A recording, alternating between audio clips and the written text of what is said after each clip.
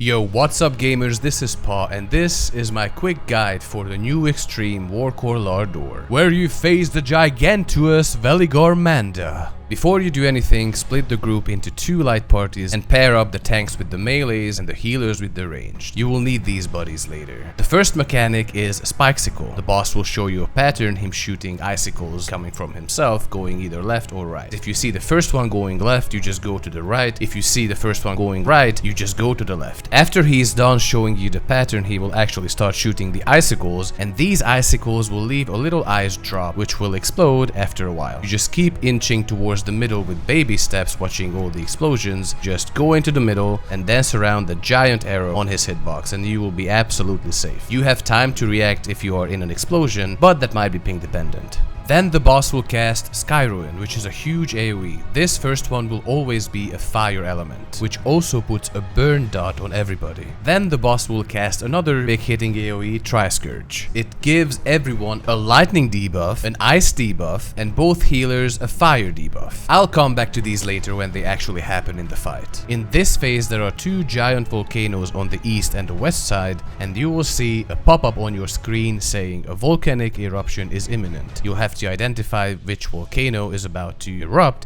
and you just go to the other side. There will be some small AoE drops you have to dodge on the ground, and then the boss will do one of three possible attacks. At the end of all of these attacks there will be a buddy stack, so you have to stack with your partner you designated at the beginning of the fight. For the first version you will see a pop-up saying a tempestuous wind surrounds Valigarmanda. In this case you have to be inside the boss's hitbox and stack with your buddy. For the second version you will see a pop-up saying Valigarmanda gathers its strength. This means you have to be out of max melee 2 and stack with your buddy. For the third pop-up you will see a text saying blinding energy is built within Valigarmanda's wide open beak. Since this is a huge conal AoE, you have to split into your light parties and go to the sides and stack with your buddy. I made a diagram for all of the three versions, so just pause the video if you want to take a longer look.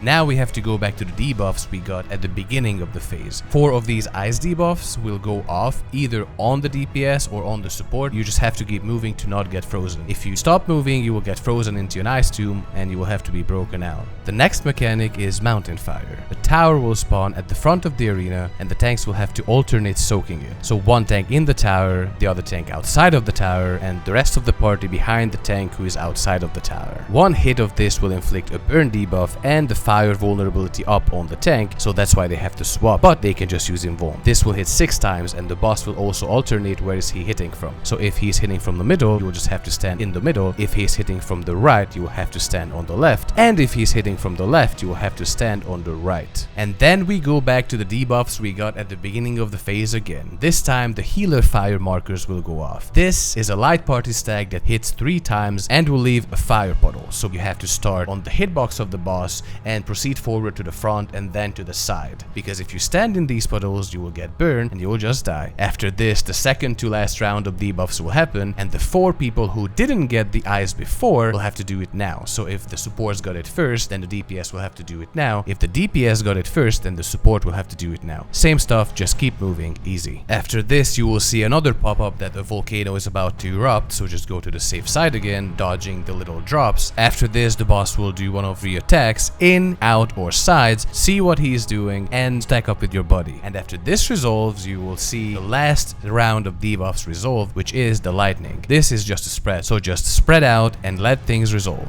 The boss will cast Disaster Zone ending the fire phase and cast Foretold, which is the add phase. You will see 3 nails spawn. You have to split into light parties and start killing the outer nails while also dodging these pizza cleaves that alternate and doing the light party stacks. Once you kill the side nails, you will just go towards the middle one and kill that one too. Then you just keep hitting the boss. Then he will cast Tulidisaster, which is basically 3 raid wides, and then the last one gives you Perpetual Conflagration, which is a ticking debuff till the end of the fight, so you just have to heal it. After this he will cast one of the 2 remaining Skyruin attacks, Blizzard or Lightning. The Blizzard version of the raid wide will also apply a Blizzard dot that has to be healed. Then he will cast Triscourge. This raid wide also applies a lightning debuff on everybody, a fire stack on the healers, and an ice debuff on the tanks. These two latter ones will resolve pretty much immediately, so you just do the light party stack without the tanks on each side at the back of the hitbox, while the tanks go to the front and resolve their ice debuff, which will result in a huge AoE tank buster. After this, you will see a pop-up on your screen saying an avalanche is coming from the southeast or southwest. You just dodge it to the opposite side, while the boss is also doing one of his in, out or side mechanics, so you dodge the avalanche and one of these mechanics. But there's no body stacks after this. After this, multiple of these ice pillars will spawn and shoot a lot of icicles. The safe spot is always on northeast or northwest, but you can just use these markers what we use to make it super easy. Then for people, so either the DPS or the support will have to do the lightning spreads, then the next mechanic will begin, which is Spikecicle 2. This is the same as the first one, except that there's an avalanche coming in. If you start from the side where an avalanche is coming from, then you just keep going to the other side and dodge everything safely. But if you start from the opposite side the avalanche is coming from, then you have to dodge the icicles and then backtrack towards where you came from to dodge the avalanche. Then you have to dodge one of his 3 attacks, so in, out or sides. Then ice pillars will spawn again and shoot out icicles, and there is also an avalanche coming in. The ice pillars go out first, so you can just go northeast or northwest, and then you dodge the avalanche. You have time to adjust. If you get hit by these icicles, you will get entombed, so you have to be freed, and if you get hit by the avalanche, you will get knocked off the platform. The boss will cast freezing dust, so you have to keep moving, not get frozen. Then the other 4 people will have to do the lightning spreads, and then the boss will end this phase with Disaster Zone. The boss will cast Ice Talon, which is just 2 tank busters. Then the boss will cast his 3rd iteration of Skyruin, in this case the lightning one. This will also apply a lightning dot on everybody. Then he will cast Triscourge again, applying a lightning debuff and an ice debuff on everybody, and a fire debuff on the healers. These fire stacks will go off almost immediately, so just split into your light parties, and then the boss will cast Hail of Feathers. This will start spawning proximity AoEs east or west of the arena, going clockwise or counterclockwise. You will have to go the opposite direction, just like in DSR if you have done that fight. When you get to the bottom of the arena, so southwards, try not to greed because the fall off on these is crazy and you might die if you greed, so just take the L and do a ranged attack. These proximity impacts will also place feathers, and what we did is we went back to the very first one, so east or west, and we destroyed that one. This is important because then the boss will cast Blighted Bolt, which is going to strike every feather placed with a lightning attack and also every player that's floating. So by destroying one of these, we create a safe spot for ourselves. Then the first set of lightning and ice debuffs will go off. The lightnings will have to spread to separate non-floating tiles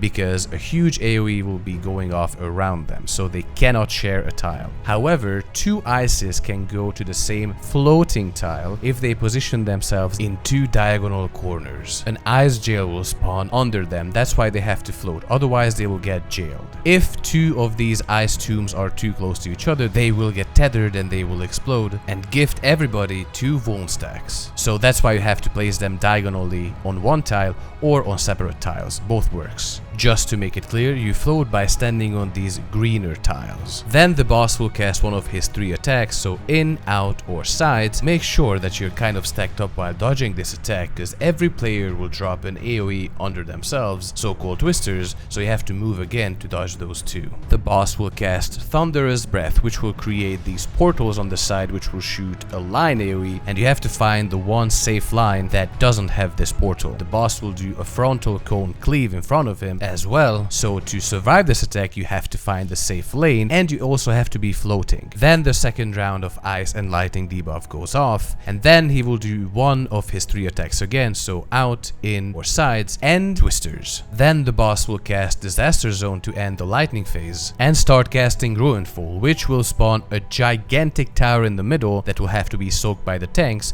while also spawning several AoE puddles at the back of the arena, leaving only a few safe spots. There's also a knockback going off during this mechanic, so the easiest way to deal with this is to pop knockback resist, everyone, and YOLO. Next, the boss will cast Wrath Unfurled and get really mad and do some big damage, so make sure to mitigate that. Then he will do the Mountain Fire attack again, which is the tank tower having to be alternately tanked or invulned by the tanks. After, the boss will cast Tulidisaster, which is a 3-hitting AoE, and I think the third hit will be the ENRAGE, but honestly I've never seen it, so I can't confirm, but by this time you should be able to clear the fight. And yeah, that's pretty much about this guide. If you have any questions, let me know in the comments, let me know if you liked it, and if you did, give me a thumbs up and subscribe, and also check out my Twitch channel where I stream mostly 14 content. See you next time, peace and good luck gamers.